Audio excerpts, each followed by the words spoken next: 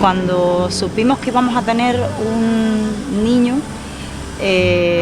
fue una noticia impactante porque creo que no estábamos del todo listos. Ya teníamos a mi hijo mayor, que bueno, él ha sido su papá de siempre.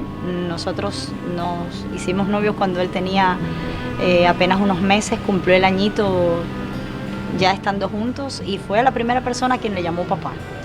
Entonces no sabíamos si era buena idea tener otro bebé. Pero a mí me sucede que cuando sé que estoy embarazada es como una cosa mágica y no puedo atentar contra eso y lo siento muy, muy hondo. Así que la noche antes de ir al hospital me la pasé pintando. Hice un cuadro grande, un cuadro enorme que ocupaba gran parte de la pared frente a la cama. Cuando mi esposo despertó, lo primero que vio fue el cuadro. Y el cuadro representaba el interior de una mujer y un bebé. Y para él fue tan difícil. O sea, después de ver ese cuadro, porque además es un hombre muy sensible, deshacernos de esa vida que ya venía en camino, que entonces decidimos no ir al hospital y quedarnos con el bebé. Y yo creo que ha sido la decisión más bien tomada de nuestra relación.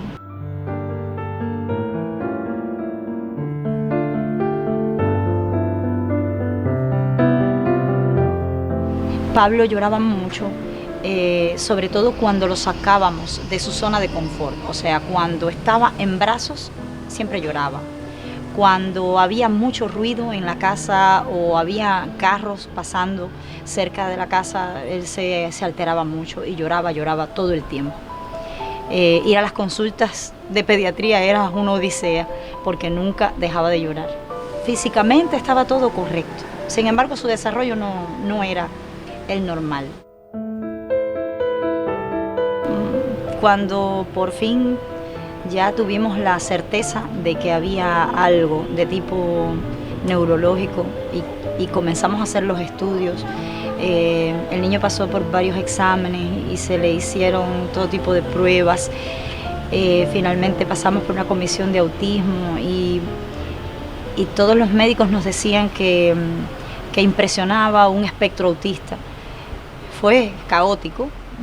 El hogar se me volvió patas arriba, porque yo creo que nadie está listo, nadie está preparado para un cambio así tan brusco, tan radical.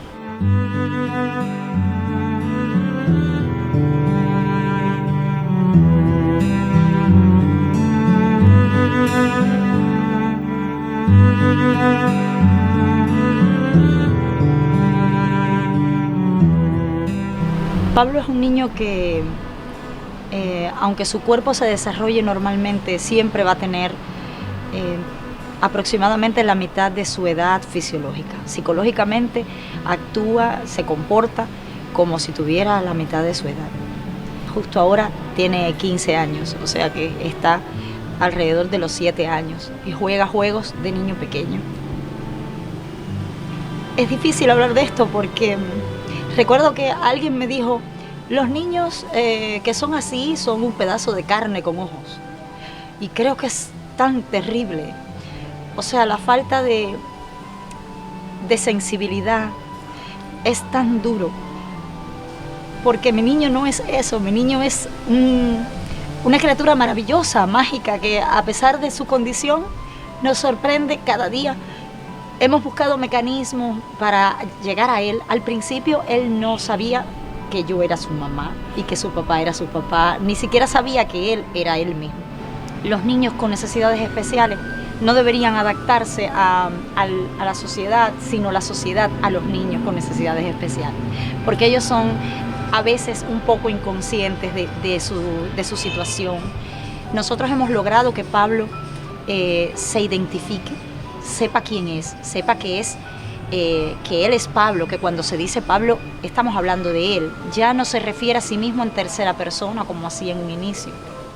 se ha vuelto un niño cariñoso, muy amoroso, y todo eso con mucho esfuerzo y mucho trabajo, porque en un principio le molestaba incluso que lo tocaran, le molestaba que lo abrazaran, le molestaban las multitudes.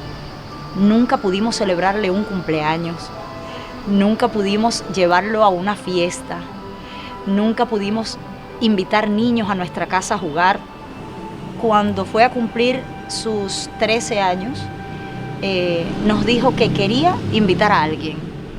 Todos fueron adultos a la fiesta, claro, pero es un paso de avance que él ya sienta que es parte de un grupo, de una comunidad, y creo que eso se logra con mucho tiempo, mucha dedicación, mucho sacrificio, y él es más valiente que todos nosotros, porque al final tiene que lidiar con la incomprensión, tiene que lidiar con la falta de tacto de la gente a veces, con las indiscreciones, y tiene que sobreponerse a eso, y tiene que ser mejor cada día.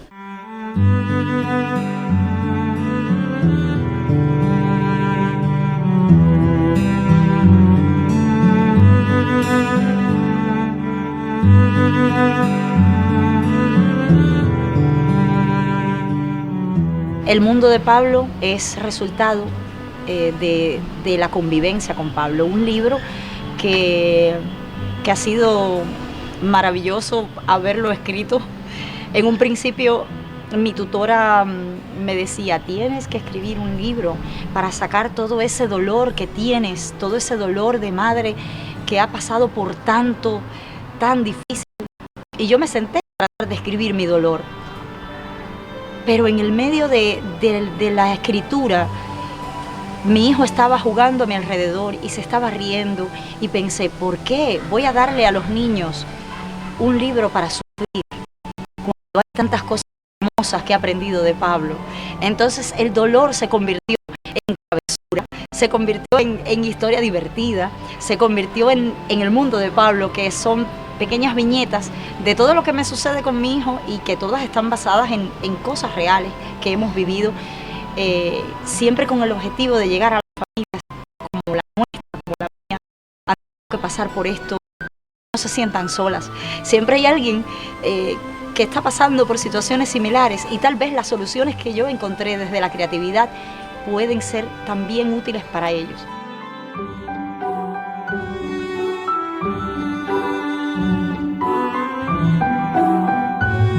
¿Qué va a pasar cuando yo no esté? ¿Qué va a pasar cuando mi esposo no esté? ¿Qué va a pasar con Pablo cuando no nos tenga? Cuando tenga que estar solo y enfrentar el mundo por sí mismo. No pasa un instante en el que no me cuestione eso.